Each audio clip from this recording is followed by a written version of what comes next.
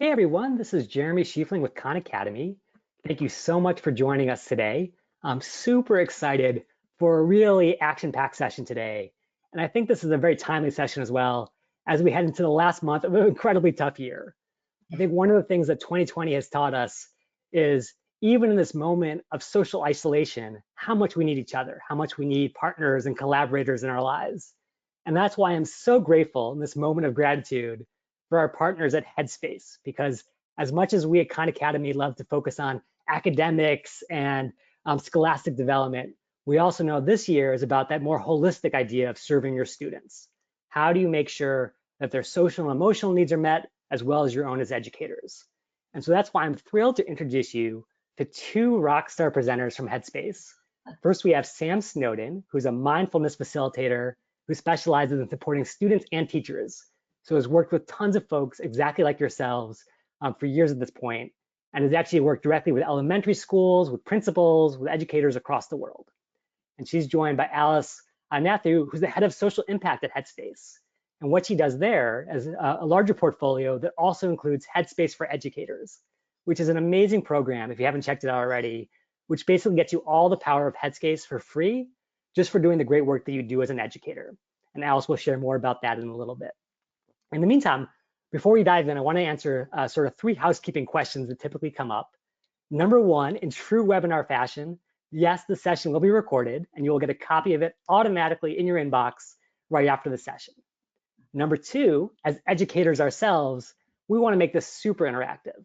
So ask questions at any point using the questions tab on your GoToWebinar control panel, and also join lots of our pop quizzes that Sam will be sending your way throughout. And then third and finally, I know a lot of you are interested in the Headspace Swag Bag. So free access to the Headspace platform for friends and family, as well as a copy of their best-selling book on mindfulness. Just for being here live with us today, you are automatically entered into a drawing for one of those 5 swag bags, and we will notify you after the session if you're one of those lucky winners. So that being said, thank you all again for making time and investing in today's session with us. And with that being said, I want to turn it over to Sam and Alice. Wow, what an introduction. Thank you so much, Jeremy. And thank you, Khan Academy, for this opportunity to talk to you all. Hello, welcome. Congratulations for making this time for yourself. As Jeremy said, I'm Alice Nathu and I run Headspace for Educators. As a parent, this has been such a hard year, and I can only imagine for you all as educators, renewed respect for the job that you do, the incredible job you do, and how challenging it's been this year for you, I'm sure. So I'm really excited to introduce Sam. I have to say, my meetings with Sam are my favourite part of the day. There's just something about her that just is instantly relaxing. So I'm so excited we get to spend this half an hour together. But first, we thought before I sort of introduce Sam, just to give you a little idea of what we're going to cover today. As Jeremy said, we want this to be really practical. I mean, what we say at Headspace is meditation made simple, and that's what we've thought about for today. What are some simple exercises for you to use for yourself and for your students? So Sam's going to talk a bit about what mindfulness is. Don't worry if you have a lot of experience or you have no experience at all. Hopefully there'll be something for everyone here. And really then how it can help you optimize your learning environment, both remotely and hopefully back in the classroom too. And then we'll finish off with some Q&A. So I'm so excited to introduce Samantha. Jeremy did a wonderful introduction. We're really excited to work with her on Headspace for Educators. She's an amazing human being. So welcome, my friend and colleague Samantha. Thank you so much, Alice. I feel completely overwhelmed with love, and it's a great way to start. And I just want to thank all of you, all the teachers, for showing up and caring about, bettering your teaching practice. And I've also been a teacher in the classroom, so I know the struggle. I've been a substitute teacher, which is kind of the hardest gig, I think. So all of the things that I'll be offering you definitely come from a place of embodied experience. I've tried them out. They're tried and true methods for bringing mindfulness into your own life and also into your students' lives. So I'm just so grateful to be here, and I'm so grateful to all of you for all the hard work you're doing. So I wanted us to start out actually with a practice. We'll be doing a couple practices together. And the reason for that is that when you embody the practice, when you do it yourself, you have a better idea of how to lead it with your students. And so I want to just preface that with if you want to keep your eyes open the whole time, I'm going to invite you to keep your eyes closed, but if you want to keep them open, you can just rest your attention on a spot in front of you, a few inches or a few feet in front of you, and just let your eyelids kind of rest halfway closed. And the first practice we're going to be doing is working with anchors. And when I talk about anchors with my students, I often show them this little bell, and I talk about how anchors keep a boat, right, from drifting too far away. So if this is our anchor and our boat wants to follow the waves, or if this is like our mind and our mind wants to follow different streams of thought, the anchor brings it back, and it brings it back again and again and again. And over time, we get much better at paying attention. We get more control over our attention so that it doesn't feel like it is being taken away from us, but we have some mastery over it. So this is really a foundational practice that you can do with your students. We're going to do around a 3-minute practice, but you can even shorten it to a 1-minute practice with your students. So if you're ready, I don't know, maybe you're driving in a car, or if it's not safe to do a practice, please, just listen and participate that way. But if you are in a semi-private space and you feel comfortable, you can join along with me. So the first thing we start with is our body posture. So you want to have your feet flat on the floor, and you just want to bring some length to your spine. I like to tell the kids to imagine that someone has a string right at the top of their head, and they're just gently pulling that string, and it's lengthening the spine. And then when you're ready, you can close your eyes. And I like to start with just a little bit of squeezing and releasing. We call this progressive muscle relaxation, just to help you get into your body. So let's just start with our shoulders, just bringing your shoulders up toward your ears and giving a little squeeze. And hold this for just a few seconds. And then take a nice deep breath in through your nose. And as you exhale, just let the shoulders relax down away from your ears. And so we've all arrived, hopefully, in this still posture. And as we're sitting still for maybe the first time today, we might notice our mind is so busy. So we're going to bring just a natural curiosity to notice what our body feels like in this moment. Are our eyelids fluttering? Is our heartbeat racing, or is it really slow? Do we feel sleepy? So just notice.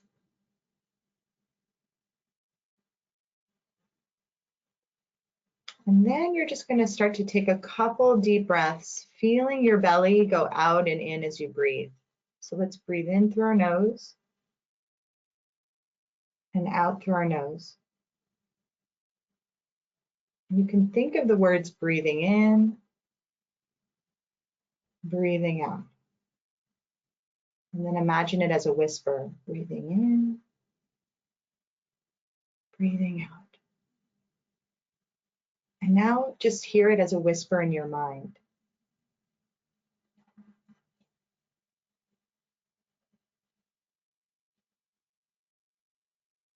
And see if you can let go of any control over your breathing so that your breath is just natural. You don't have to remember to breathe or try to breathe.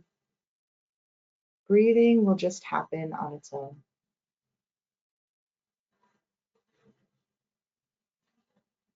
And we're just greeting our breath, staying with the feeling or the sensation of the belly going out and in.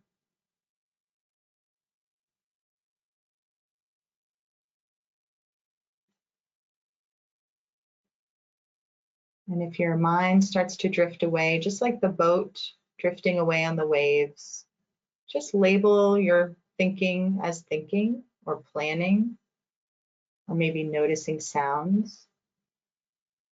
And then very gently, very kindly come back to the words breathing in, breathing out, and the sensations in your belly as you breathe.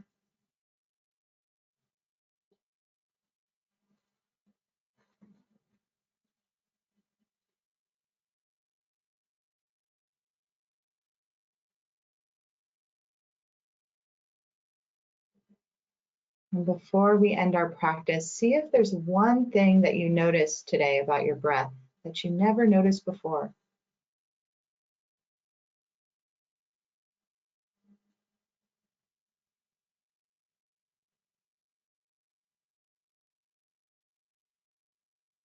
And when you're ready, you can slowly open your eyes, coming back to our space together. And I'm just curious, maybe in the chat, you can mention one thing that you noticed. You might have noticed, I notice usually if I'm amped up and I have a lot of energy that my eyelids are fluttering, or that my heart is beating. So it's very somatic, it's very body driven if I'm amped up. But if I'm sleepy, I might notice heaviness in my eyes. I might notice, you know, dreams of falling asleep, or, you know, cravings to get in my bed and sleep. So it's different. What we're noticing is different each depending on how we're feeling. So if you'd like to share something that you've noticed from this practice, you can go ahead and share in the chat. And Sam, I I just believe want I to can, call out, a lot of yeah. folks are really sort of getting into this. Deanna mentions tension in her neck. Kim says, I noticed my head hurt a little bit. Emily noticed, here we are in December and I have a stuffy nose. So definitely a lot of sense of heaviness and Yeah. weariness at this point of the year. Thank you guys for sharing that too. And so anything you're noticing, whether it's pleasant, unpleasant, or neutral, is practicing mindfulness. That's the muscle that we're trying to flex with ourselves and with our students. So that's really good noticing. And there are things that, if you think about the categories of things we can pay attention to, the one that we all mentioned in this practice was sensation, right? That's a huge category, our internal body sensations. Another category is mental activity. So things that we're feeling, things that we're thinking about, or urges that we're having, or even images that arise in our mind, right? Like flashes of memories from the day. Another category is our five senses. So we might be, when we close our eyes like we just did, we might notice wind. I notice the heater in my house, so it's nice and toasty and warmth on my skin. Or you might notice smells if you have a candle or any scents in the house. So that's another category. And the final category of things we pay attention to has to do with our relationships. So you might have had a memory of someone that you love, that's in your house, that's, you know, that you just thought, oh, I really like that person, or I wonder how they're doing, or I hope they're well. So any of these, any of the stimuli from these different categories can pop up during our practice. And when we're being mindful, we're just noticing them with this kind of curiosity and this openness to experience. So this is great. And when you're thinking about how to bring this into your classroom or how to practice it with your students, you can teach them about anchoring just like I taught you, and then you can set a timer for 1 minute. So once they know how to feel their breath, notice sensations in their body, and think of the words breathing in and breathing out, they can practice in silence. And you might start with 30 seconds if they're really young children, and then work up and progress to longer periods of time. Or you can just keep it at a minute. That's sufficient for a lot of students in a lot of different age groups. So that's one practice. The second practice I want to talk to you a little bit about is the stop practice. And this one I've taught to many, many children, and I think this is their favorite because it's an acronym, first of all, so they can remember the steps and what to do. And it's helpful because the way we're going to practice it now and how you can practice it in your classroom is to ring a bell randomly, or any kind of sound. You can, program your phone to go off at different times during the class. And then when you hear the sound, you're going to practice these 4 steps. So the 4 steps, we'll just do them kind of briefly together. We stop what we're doing. And that's actually one of the hardest things to do, right? Is to stop ourselves from continuing to ruminate or continuing to believe a thought pattern that we're having. So we stop, we take a deep breath, and we can do this again with our eyes closed. So let's take a deep breath together.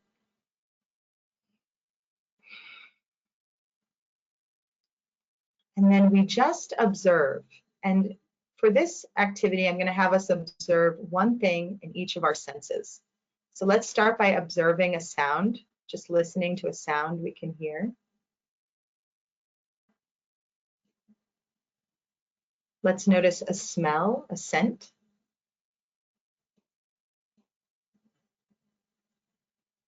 Let's notice a taste in our mouths, or just anything we notice if we run our tongue across our teeth.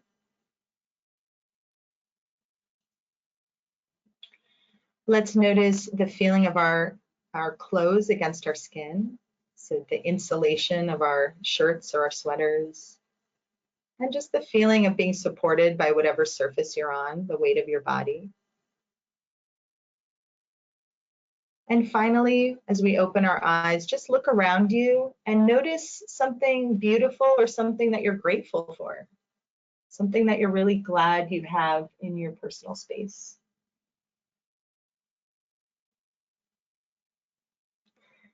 Great. So that's the stop practice. And as far as observing, you can have you can prompt your students to observe their 5 senses like we just did, or you can just have them observe whatever they're noticing in their mind, a thought, a feeling, a sensation. So it's up to you, depending on what's going on in the room or in the class. So whenever I'm going to ring the bell twice during our presentation, it'll sound like this. And I'm going to do it randomly when you don't expect it, and we're going to do the stop practice. So I'll just say each word and we'll practice together. I just wanted to share a quick story about the stop practice. I had a student who was about 8 years old, and I taught him the stop practice. And then the next session, the parents came, and his mom raised her hand and said, "I really want to thank you for teaching my child this practice." And she said that when they had lost their dog had run away, the mom was getting frantic and panicky. And she said her son said, "Mom, let's stop. Let's take a breath. Let's observe the sensation. And then let's proceed with more calm." And he led her through it. And she said it made such a difference. So we never know, when we're teaching our students how this is impacting their families and how they're internalizing. They often aren't very emphatic, or they're not gushing about the experiences they're having or learning. But then when you hear stories like this, it's very inspiring and motivates you to keep going. So I wanted to talk a little bit about what meditation is and our expectations versus the reality. So I'm not sure, we're going to do a little poll to see what your meditation background is. So I don't know if many of you have practiced before or not. But when you first start to practice, many people get really turned away by the fact that when you close your eyes, you're bombarded with thoughts. You're bombarded with the busyness and the rush of your mind. And so a lot of people will just give up at that point and say, "This isn't what I expected," because there's an expectation that we'll get calm, that our thoughts will start to slow down when we want them to. But the reality is that we're facing the busyness, that rush, that speed of thought that reflects the speed of our lives. So what we're really doing, what we're trying to cultivate, is a sense of kindness, openness, and a willingness to be with things as they are. So we're sitting with whatever shows up in our practice, and that's why we set a timer, because if we did this indefinitely, it would be unsustainable. But we set a timer for, if we're adults, 5 to 20 minutes, and we see what shows up. And that willingness to be with things as they are changes the relationship we have to our internal world. And it becomes a lot more peaceful, a lot more manageable to confront our worries, our thoughts, our projections, and it prevents us from ruminating. We catch ourselves in the middle of the day, in the middle of our lives, when our mind starts to ruminate or starts to overthink. We don't want to discourage thinking, of course, but overthinking can be problematic. So that's a little bit about how our expectations really match up with the reality of meditation and mindfulness. So here's a great poll. What is your familiarity with mindfulness? Are you new to it? Have you tried it a couple of times? Or do you have a regular practice? And, oh, I can't vote, darn. Sorry about that. No, that's okay. The answers are coming in fast and furious, though. About Great. half of the more than 400 teachers across the country have now voted, and we'll close it in about 5 seconds. Cool. And it looks like, as you can see here on the screen, a lot of folks have dabbled with it, but also a lot of newbies as well. Nice. Okay, great. So about half have tried it a few times, and a quarter of you have a regular practice. So that's, you know exactly what I'm talking about. And if we were together and we could have a dialogue, I would ask you what helps you sustain that regular practice, what keeps you coming back. I know for a lot of people, if we struggle, I myself have struggled with anxiety. So mindfulness was it was just an amazing tool for my life, and never thought I would teach it, but I started practicing at 15 and never stopped. So it's an incredible tool. And you all have your own reasons for being drawn to it or for continuing to practice it. Awesome. So we can go to the next slide. And so Lena, if you wouldn't mind sharing your screen once more, sorry about that. We'll just switch back from the poll. There we go. Ah, perfect. Thanks everyone for those great answers. Keep them coming. I'm gonna just, so we'll stop, take a breath. And this time observe a sensation in your body.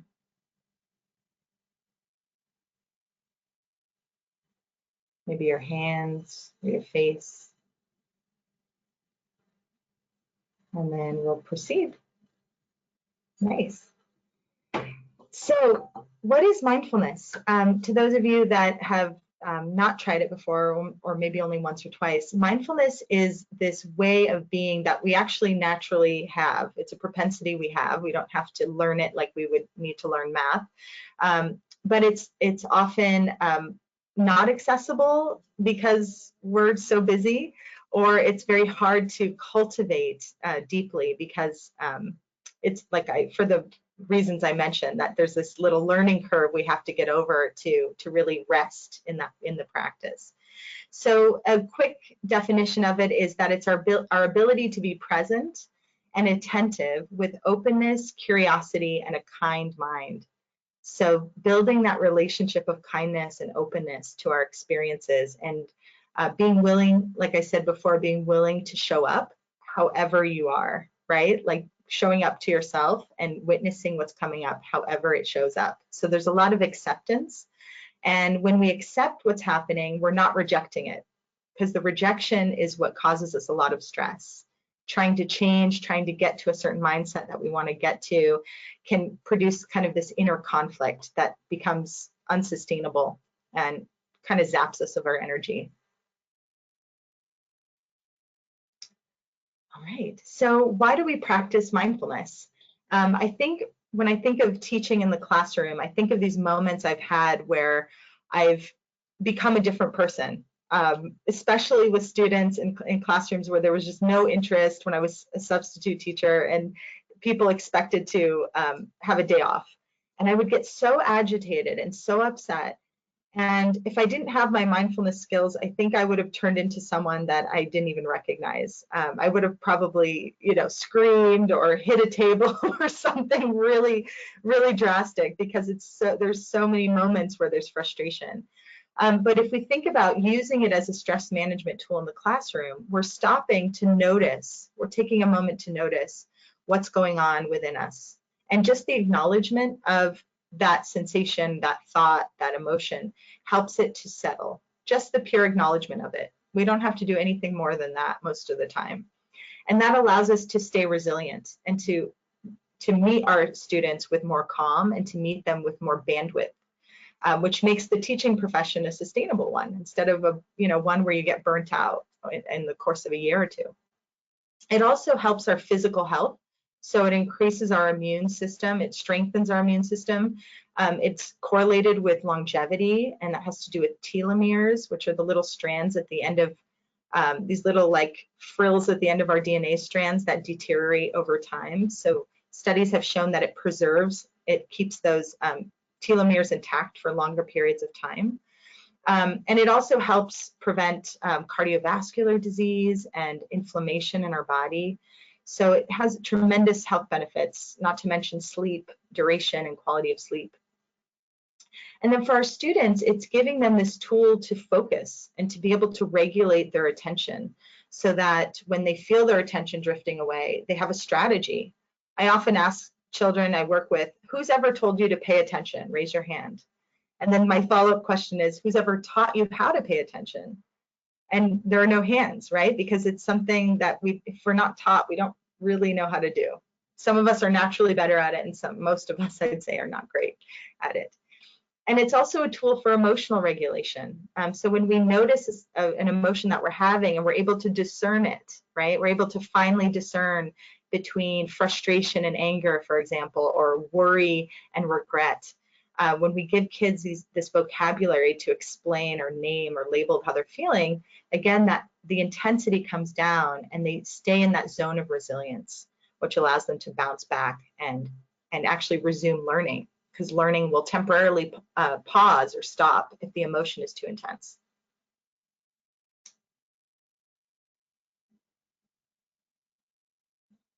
Thanks. So we can go to the next slide. So here's another poll for us. In a few words, what is one of the biggest challenges you experience as an educator? And I just think of so many. So let's see what we have here. Burnt out, students not showing up. That's a big one right now. Keeping students motivated, grappling with technology, and students struggling academically or emotionally. And this one, educators can actually choose as many as apply. And we're great. seeing actually quite a few choosing the burnout, which is certainly topical tonight, the motivation piece, which also fits in with what we're talking about, and the struggles, probably academically and emotionally. So Yeah. Definitely all things that we can address with some of these mindfulness practices. Yes. Okay. So the biggest ones here are the motivation component and then the struggle, the academic or emotional struggle. Absolutely. And a lot of students right now, I know a lot of high school students are finding, because friendships are so important in their lives at that developmental period, that having restricted access to their friend groups is causing depression in a lot of them. And also just this, like, what is life even for anymore? What is, like these existential issues that are coming up. So yeah, and I think when we're thinking about how to address that from a mindfulness perspective, I think of the word compassion. Just witnessing when a student's sharing something like that with us, just being this source of witness and being this source of containment for their emotional experience, and relating to it, letting them know that they're not alone, that this is part of the human experience, and that a lot of students are feeling this way too. And then if we had more time, maybe we'll have this practice in our Headspace for Educators group on Facebook, but there are practices that help you build resiliency and help build a feeling of connection and joy and ease when in the midst of these difficult emotions. And Sam, I know that some of the folks from the very first exercise we did said they had their dinner in the oven. The ratatouille was cooking in some cases. Yeah. Do you want to finish up with a final exercise, or should we go into some Q&A at this point? What do you think is the best next step? I think we should go into some Q&A. I want to give everyone a chance to ask questions. I know we're at our end time. So yeah, please feel free to ask any questions, and I'm happy to address them. And the stuff we didn't get to, again, that we have this Headspace for Educators group on Facebook, and we're going to be featuring these techniques on that page. So you can join and take part, and so that you won't miss any of this last exercise that we didn't get to on compassionate breathing. Very cool. And Alice, before we dive into the Q&A, and of course, people should feel free to ask questions via the questions tab at any point. Did you want to call out anything around Headspace for educators and how they access that? Yeah, I mean, we've got the information here, and as Sam said, we'll be sharing exercises every week in the Facebook group, which is called Headspace for Educators. Yeah, and I just encourage if anyone wants to sign up, they can just go to our headspace.com landing page /educators, and all the information is there. So yeah, we're just excited to be able to share these practices today, but also welcome you to come back and check out more through the Facebook group.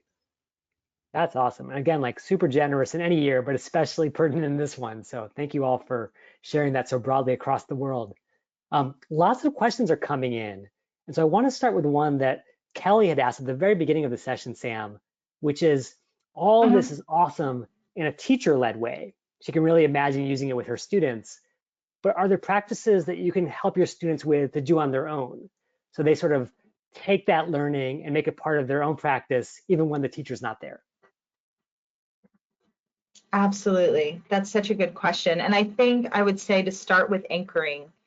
So to encourage them to set a timer for 1 minute after you teach them the exercise we did in the beginning, using an anchor word like words like breathing in, breathing out, noting what they're feeling, coming back to their anchor.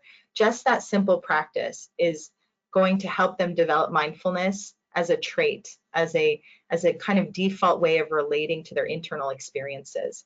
So if there was one I would point out, I would say that one. Another one that will feature on the Facebook group is loving kindness practice, or if your children are younger, you can call them friendly wishes. And that involves thinking about someone that you find easy to like or love, a friend or a loved one, and wishing them happiness, wishing them peace, and wishing them health. And there's a practice for that, and recordings so that they can practice it on their own. We also have a lot of material like that on the app, so kids can access it themselves and just press play and be guided through those exercises. But I would say the anchoring practice and friendly wishes are two really good practices that kids, once they learn them, they do say that they practice them on their own. That's awesome. Yeah, I'm so jealous in retrospect that I didn't learn this when I was at that age, because I feel like it would be such a foundation for a great life. Yeah.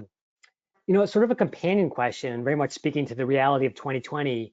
Carol says, if a student wants to practice at home, but right now home is so chaotic, so noisy with all the distractions that are facing us digitally, do you have any practical recommendations for how students can find that space in their home lives to really invest in this practice?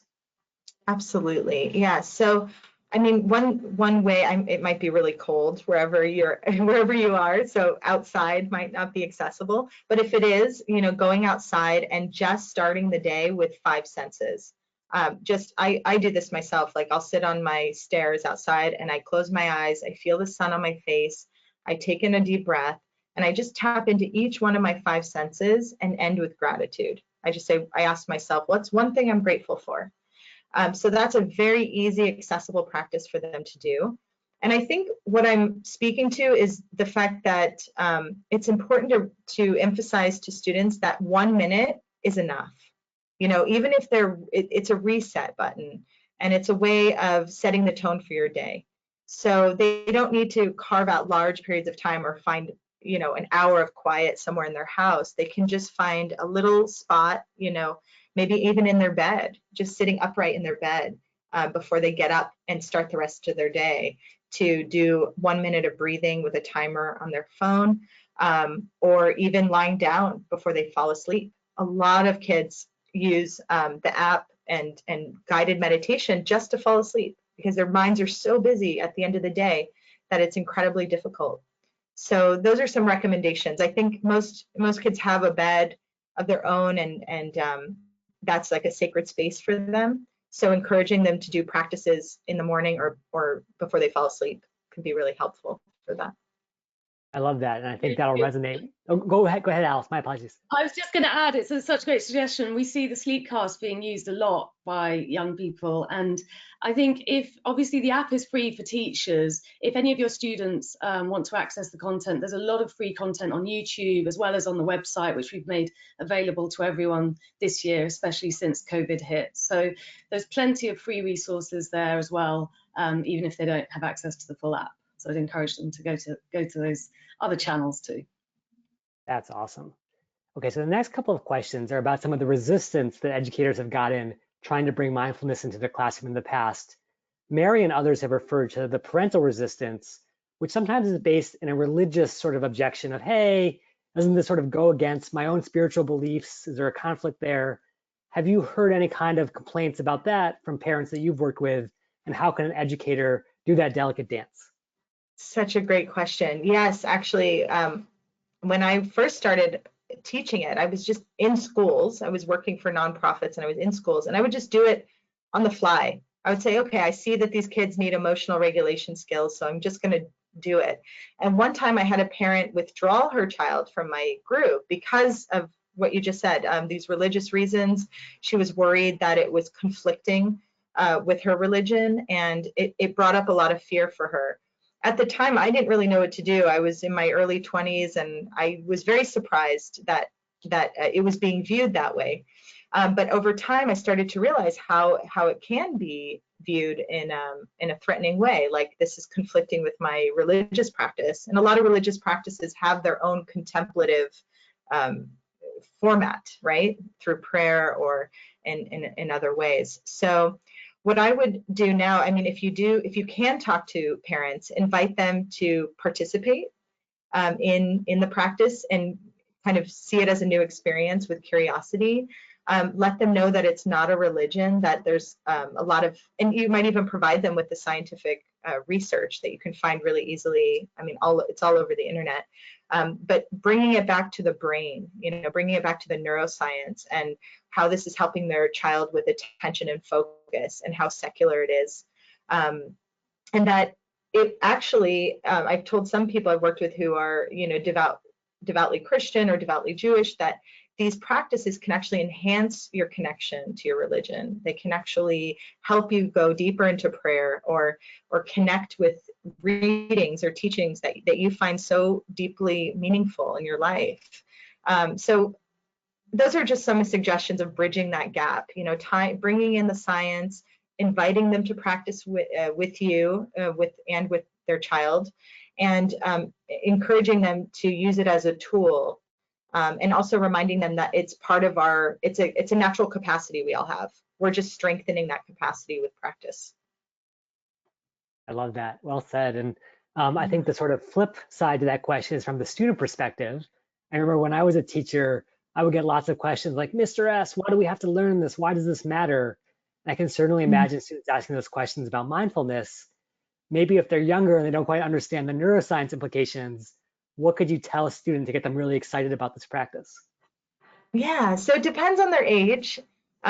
With kids who are younger, they just want to play. So you can do more movement. There's a lot of drumming or playing a song, like freeze dance. A lot of classic games that we were taught as kids work really well as a mindfulness teaching tool, like red light, green light, or what's the other one? Oh, Simon Says I use a lot. And then we play Simon Says, and then we talk about attention. And then I usually use the bell. So I'm not even really talking about the benefits with with little ones. I'm just kind of inviting them to play. And while we're playing, I'm talking a little bit about attention and about dealing with hard feelings. With older kids, sometimes I'll read a list with their eyes closed. I'll read a list of emotions like anger, fear, embarrassment, judgment, and I'll ask them to just notice what happens as they hear those feelings. And some are positive, some are difficult feelings. And then when they open their eyes, I'll ask them what they noticed. How many of you had all those feelings at some point in your life? Or how many of you, what feeling really stuck out to you when I was reading that list? And this is a jumping off point to have a conversation about how mindfulness helps us deal with these incredibly big emotions that are arising in adolescence. I sometimes even tell teens that, like, a little bit about what's going on in their brain at that age, where their dopamine, their brain is a lot more susceptible to the effects of dopamine. So their highs are higher, their lows are lower than adults over 26. And just empowering them with that knowledge, I find so important. You know, as teens, we had health class. Mine was not great. I don't think I remember, like, really retained anything. But we feel this responsibility as teachers and adults to educate students about their brain, about their body. But I think the brain is regarding when it pertains to emotional regulation largely gets neglected. So I would say empower them with that knowledge, and also come back to the emotion and come back to the just a lot of students can relate to the difficulty in handling difficult emotions, and they'll find a purpose and a connection to the practice as it helps them in that regard. Awesome. And I know that ratatouille is getting very crisp in the oven. So let me finish up with one final very 2020 question, Yeah. which of course is Kimberly asking, any tips for implementing all of this effectively, especially in a remote or online learning environment? I can imagine how challenging and new this might feel even in person, but with this extra barrier between myself and my students, how do I cross that divide and really make this land? That's a great question. So actually that was on one of our slides that we didn't get to, but it's important to have a ritual so that kids expect, okay, Fridays, we're going to do a minute of mindfulness, or mindful Mondays, so that you have something realistic. And you don't want to kind of overwhelm yourself with every day we're going to do a practice, and then you're stressing out to find, you know, new and interesting material every day. So I would say start out small so that it's realistic for you. Have a little plan in place so that you know what you're doing and what your plan is for the week. And then you can use resources. Again, on the app we have, or even on YouTube, you can just type in Headspace and then you'll get these great videos. You can go through the videos and choose ones that you like, that resonate with you, and then use it as, like, maybe carve out 10 minutes in your class time online, watch the video together, and then have your students be able to share what came up for them while they watched the video, what resonated with them. So then it's already pre-prepared for you, that that lesson and that theme, and you don't feel like you have to create more material and more stress on you for that, because that's, I think, all of us, just none of us need that right now. We want it to be fun. We want it to be a relief for us too, that when we show that video or when we offer a practice, that it's something we need as well. It bridges this gap between adults and children, adults and, or teacher and student, and it helps bring us together as we realize we all need this pause. We all need this ritual in our week.